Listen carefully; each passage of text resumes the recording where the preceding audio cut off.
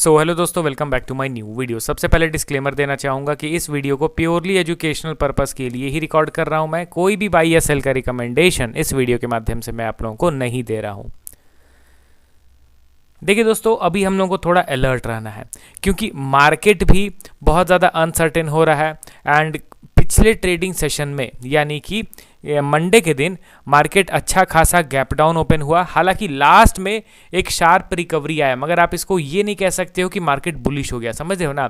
अभी देखिए कल बाजार कहाँ पे ओपन हो सकता है, उसके लिए एक बार मैं गिफ्ट निफ्टी को ओपन करता हूँ। उससे ना क्या पता चलता है कि अगले दिन बाजार में एक गैप अप ओपनिंग होगा या फिर गैप डाउन ओपनिंग होगा।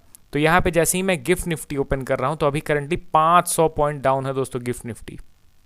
तो चांसेस आर प्रिटी हाई कि शायद से कल बाजार में बड़ा गैप डाउन ओपनिंग मिलेगा।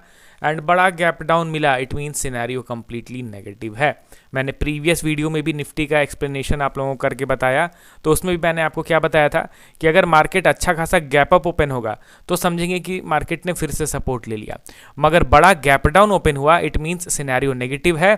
कल का जो लास्ट में बाइंग हुआ है उसको इग्नोर करना पड़ेगा, सेलिंग प्रेशर कंटिन्यू रहेगा। अब देखते हैं कल बाजार कहाँ पे ओपन होता है।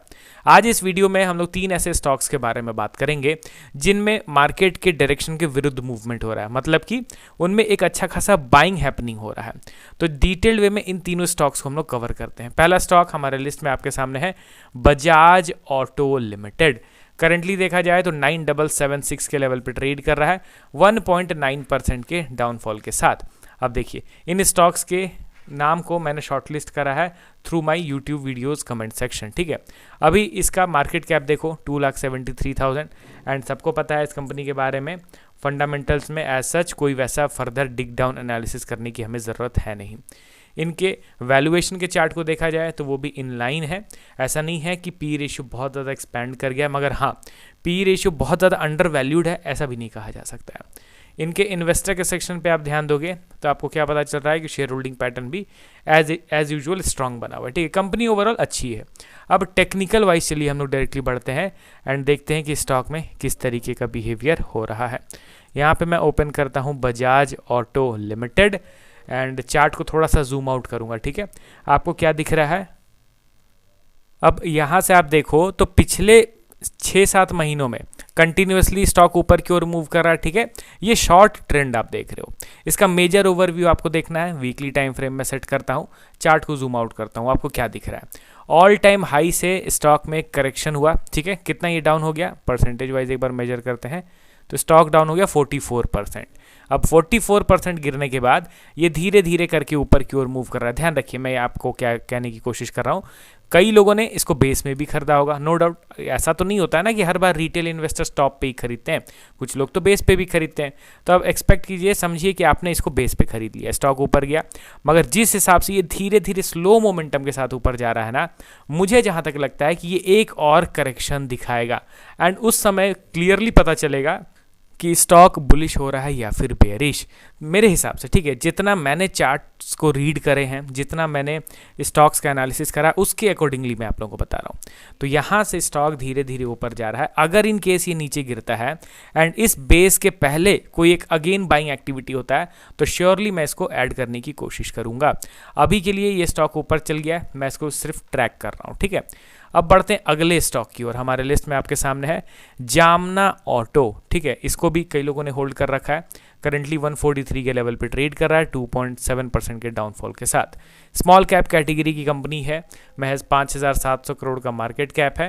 एंड अगर इनके वैल्यूएशन के चार्ट को देखा जाए तो क्वाइट इंप्रेसिव। लॉन्ग टर्म का valuation under valued, short term का वैल्यूएशन इन लाइन है, मतलब शॉर्ट टर्म में जितने अर्निंग बढ़े हैं उस हिसाब से स्टॉक का भाव भी बढ़ा है। मगर लॉन्ग टर्म का चार्ट अगर देखा जाए तो उसमें अभी पी रेशियो काफ़ी ज़्यादा डाउन है, ठीक है।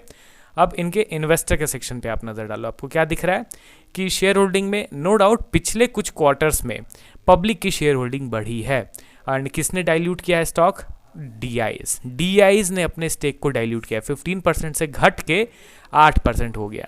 अब देखिए दोस्तों ये नॉर्मल है, डीआईज का शेयर होल्डिंग इतना ज़्यादा डिक्रीज हो रहा है, अगर वो स्टॉक पीक लेवल पे हो तो उसको नॉर्मल कंसीडर किया जाता है, क्योंकि अक्सर इनको ना सेफ प्लेयर माना जाता है एंड ये लोग अक्सर पीक लेवल पे स्टॉक को बेचना प्रेफर करते हैं।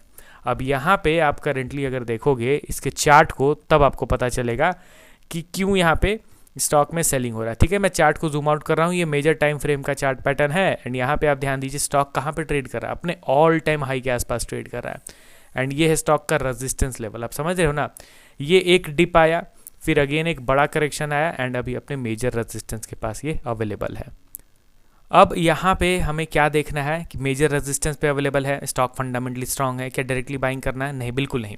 यहाँ पे अगर प्रॉपर कंसोलिडेट करके ब्रेकआउट करता है तो वेल एंड गुड, टारगेट्स काफ़ी बड़े मिलेंगे शॉर्ट टर्म में। ठीक है, अगर मैं आपको टारगेट बताऊं तो सिंपली आपको उसकी डेप्थ को मेजर करना है। डेप्थ है 78 पॉइंट्स, 78 पॉइंट्स अगर मैं ऊपर की ओर लेके जाता हूं तो बहुत ऊपर आ जाएगा। एक बार मैं फिर से आपको दिखाता हूं, 78 पॉइंट्स ऊपर अगर मैं करता हूं 220 प्लस 220 प्लस इसका मीडियम टर्म का टारगेट लेवल मिल जाएगा। ठीक है, मगर वो ब्रेकआउट के बाद वो चार्ट पैटर्न वैलिड होगा। ठीक है, अगला और लास्ट स्टॉक हमारे लिस्ट में अपार इंडस्ट्रीज लिमिटेड।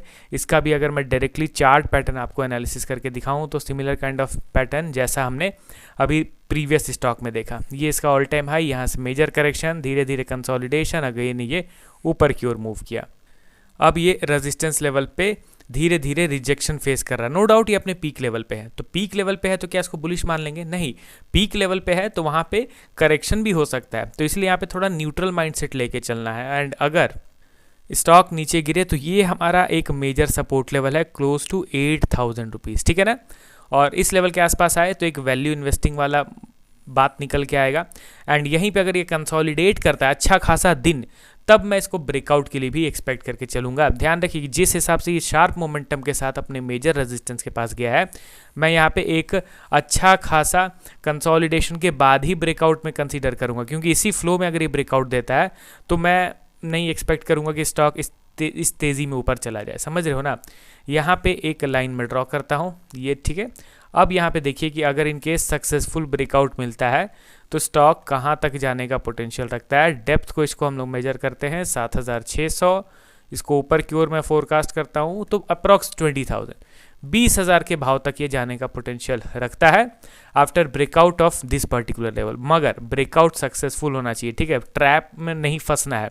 बीएसई के स्टॉक को जाके देखो, उसने ब्रेकआउट दिया, लोग ट्रैप हो गए, अल्टीमेटली वो नीचे की ओर गिर गया। एंड अक्सर ट्रैप वाले सिचुएशंस में बड़े करेक्शंस आते हैं, स्पेशली अभी मार्केट नेगेटिव ट्रेंड को फॉलो कर रहा है तो ब्रेकआउट के चांसेस और ज़्यादा कम हो जाते हैं, तो थोड़ा अलर्ट रहना है हमें। ठीक है, तो चलिए टोटल 3 स्टॉक्स के रिगार्डिंग हम लोगों ने बात करा जिसमें कुछ certain type of price action का फॉर्मेशन हो रहा था। इन तीनों में किन स्टॉक्स को आपने ऑलरेडी अपने पोर्टफोलियो में ऐड कर रखा है बताइएगा कमेंट सेक्शन में।